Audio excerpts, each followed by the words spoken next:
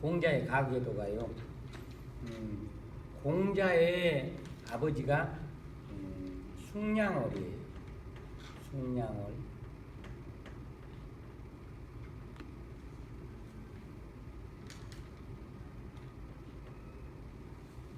숭냥월. 뭐 그럴 자 써서요. 숭냥월.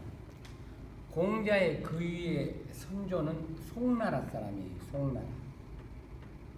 근데 이제 숭냥월이 누구를 낳냐면은 공자를 낳았어요. 공자. 공자의 이름이 왜 공자가 되느냐?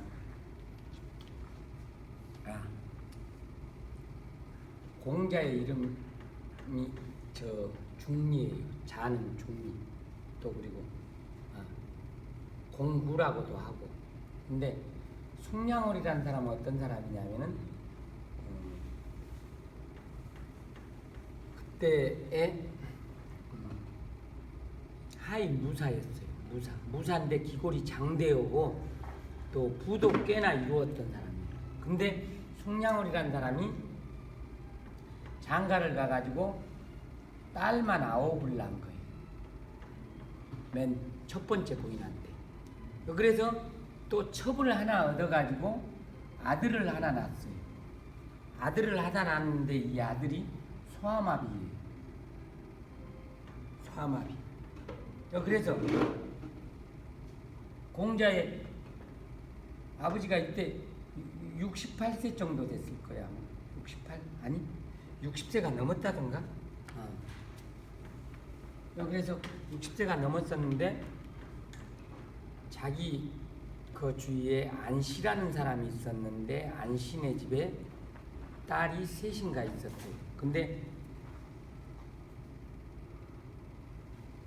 공자 아버지 숭냥월이 아들을 하나 봐야 되겠는데 이게 자기 대를 이어야 되니까 첩에서 난 아들도 괜찮을 줄 알았지만 이게 소아마비여가지고 기대치 이해하기 때문에 또 아들을 하나 더 보고 싶은 생각이 있어가지고 이제 자기 친구인 안씨한테 이야기했어요. 나 아들 하나 더 하나 좀 괜찮은 아들 좀 봐야 되는데 어떨까. 그러니까 그러면은 우리 애들이 셋인데 딸이 셋인데 내가 한번 우리 애들한테 한번 이야기해볼게. 그래가지고 첫 번째 딸한테 이야기하니까 나는 그런 늙은이한테는 시집 안 간다고. 또 둘째 딸도 그러는 거예요. 근데 셋째 딸은 그러면 내가 시집 가겠다고. 그래가지고 그때 당시로 시집 가면 이제 그 친정집에 꽤나 이제 어떤 부가 안겨주니까 그렇겠죠. 그래가지고 그때 셋째 딸이 17살인가 18살 됐어요. 아주 꽃다울 때죠. 그래가지고 그랬는데 이제 그 정식으로 자기 집으로는 못 들어가고 산 쪽이나 들 속에서 애를 만든 거예요. 그래서 이걸 야합이라고 하거든요. 야합이 들이나 산에서 아이를 합궁을 해가지고 아이를 만드는 것을 야합이라고 해요. 들에서. 옛날 시골에 어떤 사람들은 제가 말씀드렸는지 모릅니다.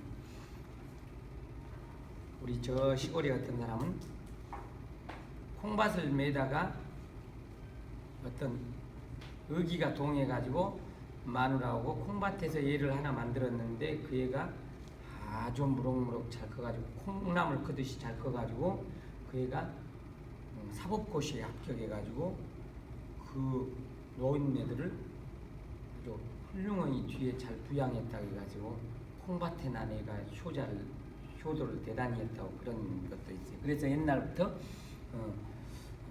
아이를 만들 때 그대로부터 좋은 산이라든가 좋은 장소에서 아이를 만들면은 그 자연의 기가 그 아이한테 들어온다 해가지고 산 같은 데서 주로 좋은 명산에서 그렇게 많이 만들었다고 그래요.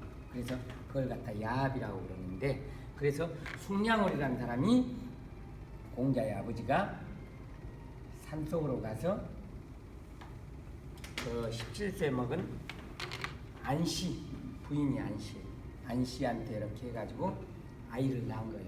근데 이제 처음에 결혼했는데 아이가 안 생겨서 2년 동안이나 공자의 어머니가 니구산에서 니구산에서 기도를 드린 거예요. 지극정성. 그래가지고 니구산에서 정성을 들여가지고 했는데 그 뒤에 2년 뒤에 공자가 태어난 거예요. 그래서 공자를 갖다가 공구라고 한 거예요. 공구. 공구. 또 공자를 갖다가 중리라고도 하는 거예요. 중리가 말씀하시되 이 중자는 버금이란 중자인데 두 번째란 뜻이에요. 두 번째. 그래서 중추 그러면은 가을의 중간, 두 번째 버금이란 뜻, 첫 번째 다음.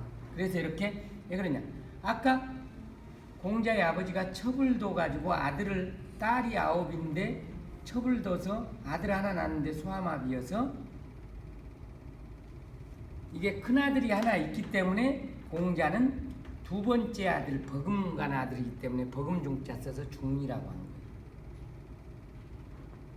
근데 이제 공구라고 이렇게 이름을 붙인 것은요, 니구산에서 치성을 들여서도 낳았지만은 공자의 머리가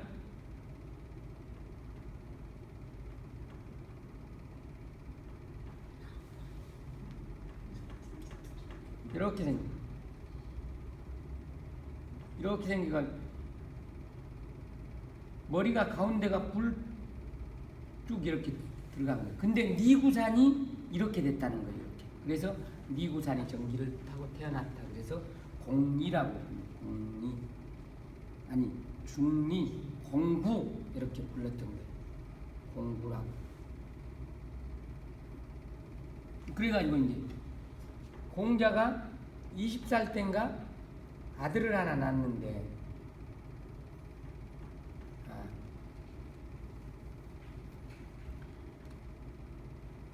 니라는 아들을 낳았어요.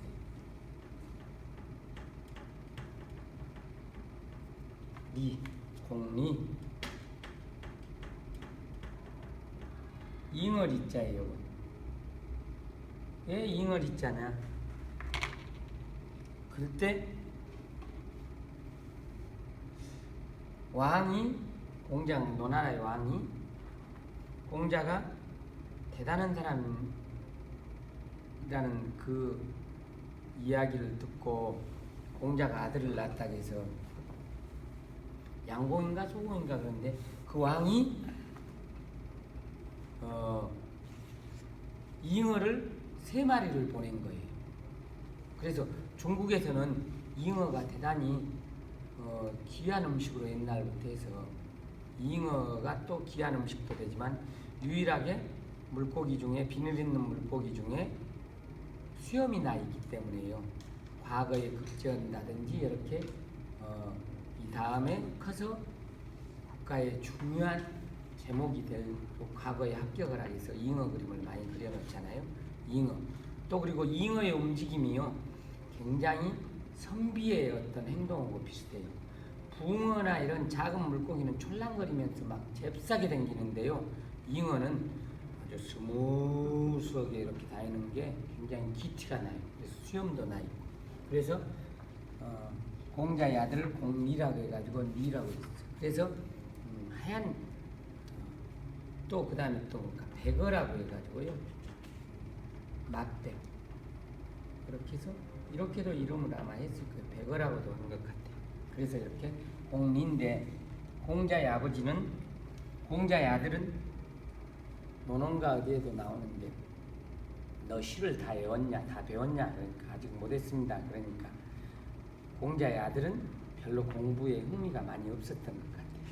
그래가지고 공자의 아들인 니가 장가를 가가지고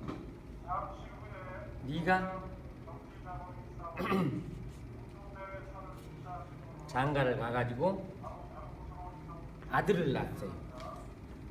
아들을 낳았는데 그 아들이 자사예요. 자사. 근데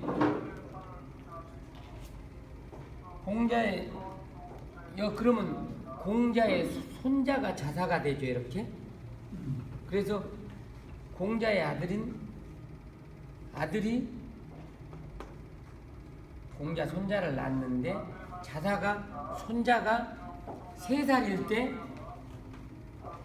공자의 아들이 죽어버린 거예요. 그러면 어떻게 됩니까? 이때 또 손자는 아버지가 죽어버린 거예요. 그러면요 그때 나이 젊으니까 공자의 며느리가 다시 또 시집을 간 거예요. 그래가지고 자사는 공자의 손자는 이제 거기 있다가 공자의 제자인 그 문화에 들어와가지고 아주 열심히 공부해가지고 어떤 공자의 어떤 이걸 학문을 갖다가 계승을 해가지고 훌륭한 학자가 된 거예요. 그래가지고 자사가 이제 자사의 문인이 이제 맹자가 된 거예요. 그래서 맹자는 공자의 손자한테 배운 거예요. 그래가지고 자사가 공자의 어떤 사상이나 이외에 도통은 이런 대단한 도를 닦는 이런 것을 그냥 놔두면 없어질 것 같아서 이걸 책으로 만들어서 전하는 것이 이게 대학과 중용이에요. 그래서 중용은 대학은 하나의 깨서 이렇게 그러니까 줄거리가 이렇게 있어요. 이렇게 여러 가지 참외라든가 이러니까 이렇게 수박 넝쿨 뻗듯이 이렇게 여러 가지로 뻗어가지고 그러니까 넝쿨진 거인데 중용은요 살구 같은 거 입은 것 때 보면 살구씨 딱 보면 단단하게 나오잖아요. 살구씨나 대추씨만이로 이렇게 생긴 거예요. 그래서 이게 처음에 시작을 이렇게 해서 서서히 폭을 넓혀가다가 끝에 가서는 또 결말로 딱 짓는 거예요. 그래서 문장 하나하나가 결말이 딱딱 지어진 게 중용이고 대학은 계속 이렇게 해서 줄거리 해가지고 계속 가지가 뻗어나가는 게 대학이고 그래서 이거 중용은 이제 이렇게 해서 나온 거예요. 그래서 자사 물론 옛날부터 기질이라든가 재주라든가 이런 것은 아버지의 재질을 아들이 이어받는 경우는 거의 드물어요. 유전적으로 한 대 정도 띄어서 그 기질을 이어받는다 하거든요. 그래서 옛날부터 손자를 옛날 선비들이 손자를 대단히 예뻐한 이유가요. 아들은 그 기질이 안 나온답니다. 보편적으로 손자한테서 그 기질이 나오기 때문에 결국에는 손자를 잘 교육시키면은 자기의 노후가 큰 보험을 든 것이나 마찬가지여서 그래서 교육은 백년지대계라는 게 백년지대계 교육 과일을 먹으려면은 10년지대계 10년을 보고 과일나무를 심고 자식은 100년의 교육인데 근데 실제 그 자식이 손자를 말하는 거예요. 그 이유가 내가 태어나서 한 30 정도 해 되면은 아들이 장가가죠. 아들이 장가가서 또 아이가 나서 또 30년 정도 또 지나면 어떻게 됩니까? 손자가 나오죠. 손자, 아들. 그러면 내하고 아들 사이에 30년 또 손자하고 30년 그러면 어떻게 됩니까? 60년이다 그러니까 또 내가 커 나올 때까지 30년 합치면은 3, 3, 9, 90년 되죠. 내가 클 때까지 30년, 아들이 클 때까지 30년, 손자가 성인이 될 때까지 30년. 그래서 3, 3, 9, 90년인데 90년도 안 보고 100년으로 봐서 결국에 내가 늙어지면은 내 아들도 거의 비슷하게 노인이 되기 때문에 아들은 나를 부양하기가 쉽지 않다는 거예요. 또 그 사이에 아들은 또 죽어버릴 수도 있고 그래서 결국에 손자가 손자를 잘 가르쳐서 훌륭하니 잘 만들어 놓으면은 내가 노후에 굉장히 나를 부양할 수 있는 손자가 훌륭하니 됐으면 그것으로 대단히 흡족하기 때문에 그래서 백년지대계는 손자를 보고 하는 것이었다 이런 말이 있어요. 그래서 이렇게 그렇고 보면은 공자는 아들은 좀 미흡했는데 손자는 아주 정말로 뛰어난 사람이다. 그래서 공자님은 참 성공한 거예요. 네. 혹시 뭐 질문 다?